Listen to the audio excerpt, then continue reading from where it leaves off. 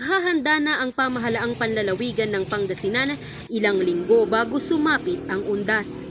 Sa inilabas na Executive Order No. 0125-2021 o ang strict implementation of COVID-19 measures and guidelines for the observance of Undas 2021 in Pangasinan, ang lahat ng pribado at pampublikong sementeryo, memorial parks at kolumbaryo ay isasara para sa mga bisita mula October 30 hanggang sa November 2. Pero bukas ang mga ito bago at pagkatapos ng undas. Pinapayagan naman ang libing at cremation sa mga nakasaad na petsa. Yun nga lang, limitado lamang ang bilang ng mga kataong maaaring dumalo. Ipatutupad rin ang local scheduling sa pagbisita. Ang bawat syudad at munisipalidad sa Pangasinan ay magtatalaga ng schedule of cemetery visit para sa mga residente. Inaatasan ang mga LGU na mag-issue ng special pass para sa bawat pamilya. Ang mga special pass na ito ang iprepresenta ng mga residente upang makapasok sa sementeryo sa araw ng kanilang visitation schedule. Upang masiguro namang masunod ang mga health protocols, papayagan lamang pumasok sa mga pribado at pampublikong sementeryo ang hindi tataas sa 10 katao para sa bawat grupong bibisita.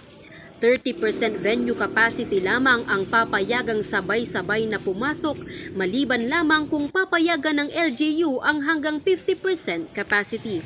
Magkakaroon din ng one entry, one exit policy sa bawat sementeryo kung saan itatalaga ang mga gate checkers. Hindi papayagan ang anumang uri ng picnic o mga katulad na gawain sa loob ng sementeryo. Para naman sa mga nais pumasok ng Pangasinan sa darating na undas, ang mga essential travels o travels by authorized persons outside residence ay patuloy na pinapayagan.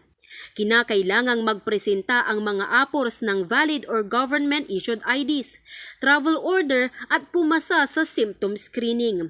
Maaari rin ang employment certificates, travel order, hospital referrals at iba pang proof of authority to travel. Ang mga non-appers at turista naman na magmumula sa mga lugar na nasa ECQ, MECQ, granular lockdown, alert level 5 at alert level 4 na below 18 at above 65 may comorbidities o buntis ay hindi papayagang makapasok sa lalawigan. Sa huling tala na inilabas ng Pangasinan Provincial Health Office, nasa 1,737 ang aktibong kaso ng COVID sa lalawigan. Nananatili naman sa GCQ with heightened restrictions ang probinsya hanggang sa katapusan ng buwan. Christine May Tirado para sa Luzon Headlines.